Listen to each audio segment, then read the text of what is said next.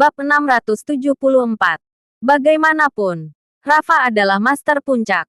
Jika pertempuran berlangsung normal, Adril tidak mungkin mengalahkannya dengan mudah. Namun, siapa suruh Rafa terkena racun dingin dan tidak dapat sepenuhnya menggunakan kekuatan master puncak? Di tangan dokter sakti seperti Adril, Rafa benar-benar seperti ditusuk pisau di tubuhnya dan harus bertarung dengan dia. Adril hanya perlu menyerang dengan santai untuk memicu racun dinginnya. Dengan cara itulah dia dapat mengalahkan Rafa dengan mudah. Menganggap remeh, ucap Adril dengan cuek. Lalu dia berbalik dan pergi. Berhenti, seru Rafa. Rafa berteriak lagi dan menghadang di depan Adril. Lalu dia berkata dengan wajah muram. Tampaknya kamu benar-benar memiliki pengetahuan tentang racun dingin. Ikut denganku. Jika Adril tidak cukup memahami racun dingin, bagaimana mungkin dia dengan mudah memicu cederanya? Maka harus segera membawanya kembali dan mengobati Gary tak terkalahkan. Kamu belum selesai? Tanya Adril. Adril mengerutkan keningnya dengan sedikit tidak sabar. Sebenarnya, dia sudah menahan diri sebelumnya. Orang yang cerdas akan tahu kapan harus berhenti. Tetapi Rafa masih tetap ingin menyerang. Yudhistira tidak ingin konflik semakin memburuk.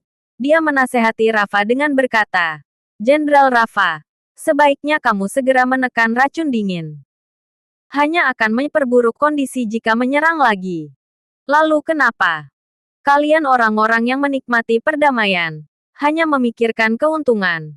Bagaimana bisa mengerti apa itu perintah militer yang tak tergoyahkan? Bahkan jika harus mati, dia juga harus ikut denganku hari ini. Ucap Rafa. Rafa berteriak dengan penuh penghinaan. Tanpa memedulikan lukanya, dia mengangkat tangan dan mencoba menyerang Adril lagi. Gerakan ini sangat kuat.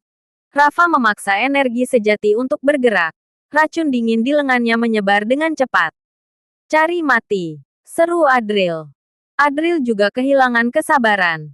Dia telah memberi kesempatan kepada lawannya. Tetapi jika lawan tidak menghargainya, dia juga tidak perlu segan. Adril menghilang dengan satu gerakan. Pada saat bersamaan, terdapat beberapa jarum perak di tangannya. Adril bergerak dengan lincah. Dengan satu gerakan kilat, dua orang itu saling berpapasan. Rafa terkejut. Dia mempertahankan postur menyerang. Tetapi tubuhnya tiba-tiba menjadi kaku, seolah-olah membeku. Sementara di lengannya, tertancap beberapa jarum perak. Dengan jarum perak sebagai pusatnya, beberapa bintik hitam muncul di kulitnya dan memancarkan aura yang sangat dingin. Bahkan jarum perak dilapisi dengan lapisan embun beku. Lepaskan aku sekarang dan segera ikut denganku. Aku nggak sedang berunding denganmu. Ini adalah perintah. Seru Rafa. Rafa hanya merasakan hawa dingin di dalam tubuhnya semakin menebal. Racun dingin di dalam tubuhnya semakin kuat. Darahnya seolah-olah membeku. Rafa langsung terkejut. Dia berteriak marah kepada Adril dengan nada memerintah. Mengancamku? Tanya Adril dengan tenang. Kamu nggak pantas kuancam. Siapa yang berani nggak mendengarkan perintah Pak Gary di seluruh provinsi Nambia? Lagi pula, jangan kira aku nggak tahu. Kamu sudah menyinggung begitu banyak orang. Bukankah kamu ingin meminta bantuan Pak Gary untuk mengatasinya? Tanya Rafa. Rafa menahan aura dingin dan menatap Adril dengan ekspresi meremehkan. Lalu melanjutkan, jangan berpura-pura lagi. Segera ikut denganku. Kamu akan menyesal jika kehilangan kesempatan ini. Alhasil, tanpa menunggu Rafa menyelesaikan kata-katanya, Adril tiba-tiba menyerang dengan cakar. Pukulan itu tepat mengenai dada Rafa. Seluruh tubuhnya terpental dan menghantam dinding dengan keras. Puff! Rafa langsung menyemburkan darah. Tetapi disertai dengan hembusan udara dingin. Bibirnya menjadi ungu sejenak. Berpikirlah sebelum bicara denganku. Tutur Rafa. Yudhistira terlihat agak cemas. Dia menatap Adril dengan gelisah dan berkata, Pak Adril, kamu. Yudhistira tidak tahu harus mengatakan apa. Pukulan Adril kali ini telah melukai Rafa dengan sangat parah.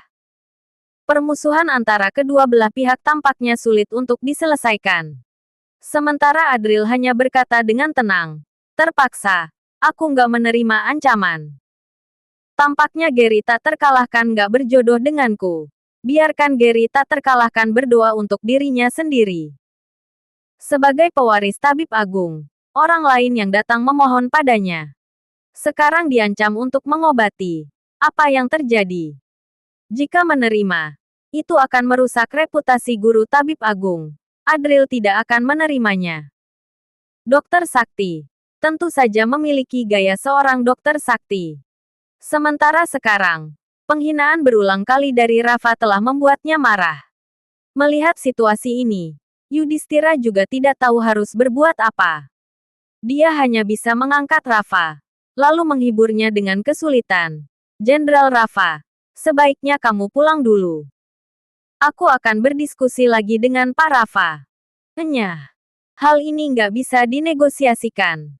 Aku akan membawanya pergi walaupun aku harus mati hari ini. Seru Rafa. Namun, Rafa malah mendorong Yudhistira dan terus-menerus menatap Adril. Dia sangat marah. Kalau begitu, jangan salahkan aku, ujar Adril.